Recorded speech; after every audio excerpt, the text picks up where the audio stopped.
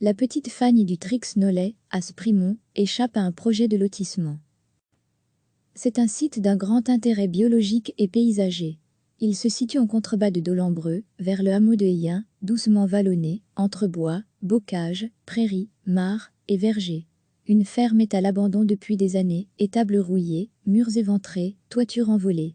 Depuis une trentaine d'années, le propriétaire souhaite la démolir et la remplacer par plusieurs maisons individuelles.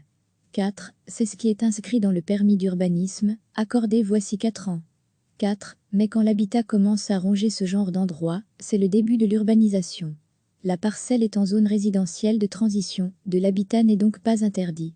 Une pétition a tenté de s'y opposer, mais l'administration sprimontoise a donné son autorisation, qui a fait l'objet d'un recours au Conseil d'État. Les riverains se plaignent d'un risque de dégradation du cadre de vie. Mais ce n'est pas l'argument retenu par les magistrats, ils ont été plus sensibles à un problème géologique. Dans les alentours, par le passé, des puits de limonite ont été creusés. C'est un minerai de fer de qualité médiocre, mais au Moyen Âge, il a été intensément exploité. Le terrain est donc peut-être instable, et des affaissements pourraient perturber l'écoulement des eaux usées et d'un ruisseau voisin. Le promoteur a certes prévu de renforcer les fondations des bâtiments, mais sur base d'un vieux rapport de la fin du siècle dernier. Il aurait fallu commencer par des forages et des sondages avant que la commune puisse se prononcer. La décision est donc annulée. Le projet en revient à la case départ. Recevez chaque matin l'essentiel de l'actualité.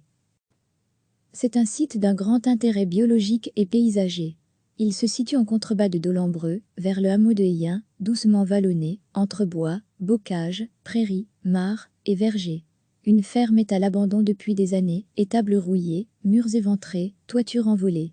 Depuis une trentaine d'années, le propriétaire souhaite la démolir et la remplacer par plusieurs maisons individuelles. 4. C'est ce qui est inscrit dans le permis d'urbanisme, accordé voici 4 ans. 4. Mais quand l'habitat commence à ronger ce genre d'endroit, c'est le début de l'urbanisation. La parcelle est en zone résidentielle de transition, de l'habitat n'est donc pas interdit.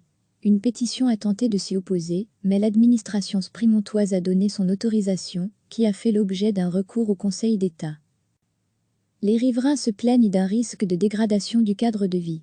Mais ce n'est pas l'argument retenu par les magistrats, ils ont été plus sensibles à un problème géologique. Dans les alentours, par le passé, des puits de limonite ont été creusés. C'est un minerai de fer de qualité médiocre, mais au Moyen Âge, il a été intensément exploité. Le terrain est donc peut-être instable, et des affaissements pourraient perturber l'écoulement des eaux usées et d'un ruisseau voisin. Le promoteur a certes prévu de renforcer les fondations des bâtiments, mais sur base d'un vieux rapport de la fin du siècle dernier. Il aurait fallu commencer par des forages et des sondages avant que la commune puisse se prononcer. La décision est donc annulée. Le projet en revient à la case départ. Cliquez sur s'abonner pour recevoir les dernières nouvelles.